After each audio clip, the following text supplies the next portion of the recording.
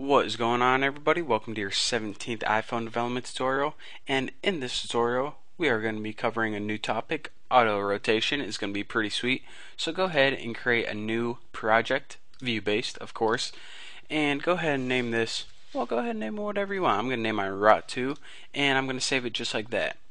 Now, the first thing we need to do is go ahead and in your classes, whatever you named your class, go to viewController.m, and we need to scroll down. Go ahead and delete this comment. I hate that comment. I don't know why.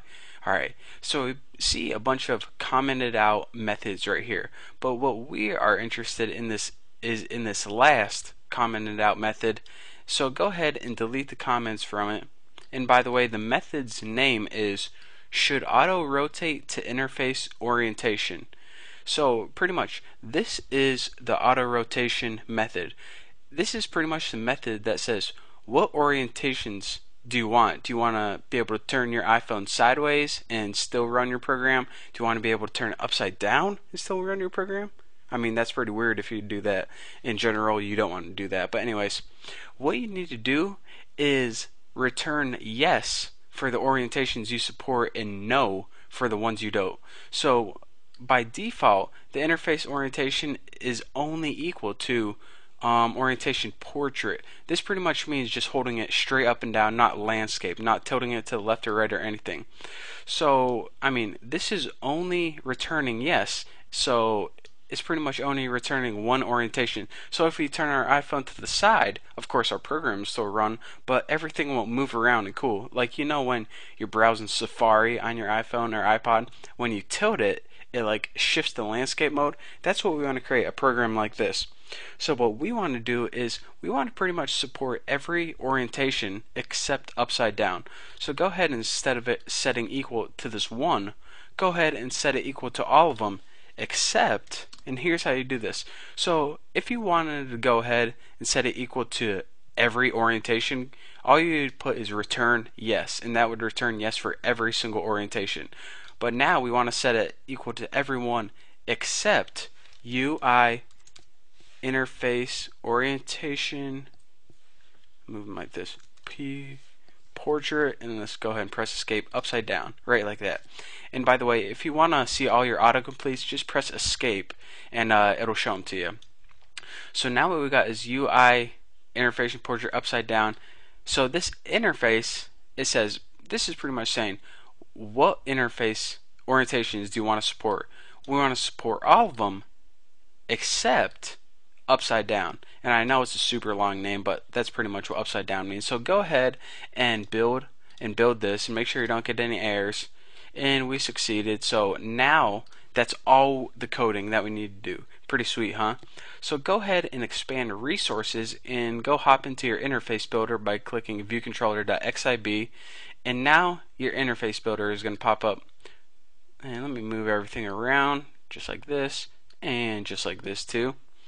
So now, hold on a second. Alright, got everything where I wanted it. So now what we want to do is add some crap to the screen and actually rotate it and see what's going on. So let's go ahead and add 6 buttons. I'm going to go ahead and add one right there, one right there, one close to the middle as you can. Doesn't need to be perfect. And 2 at the bottom. Man, this is looking good. Alright, now once you got your 6 buttons, just go ahead and double click each one and add 1, 2, 3, 4, 5, and anyone can guess what this one is? 6. I should have did it 7, throw you off, but you know, that would be way too confusing. So now that we got this built, I mean, that's pretty much all we needed. So go ahead, File, Save, and then in your Xcode, go ahead and build and run. So now we got this awesome program with 6 buttons that pops up.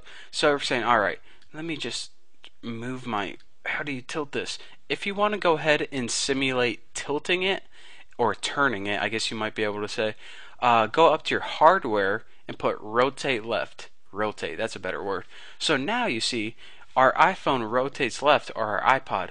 What is this, by the way? This is, I guess it must be an iPhone if it has these bars. But anyways, moving on.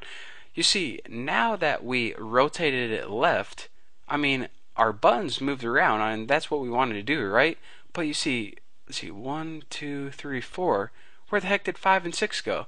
So, I mean, there's some issues that we got to work out, and we do this in something called the size, or, well, it's just the attributes tab, and that's what we're going to be going over in the next tutorial.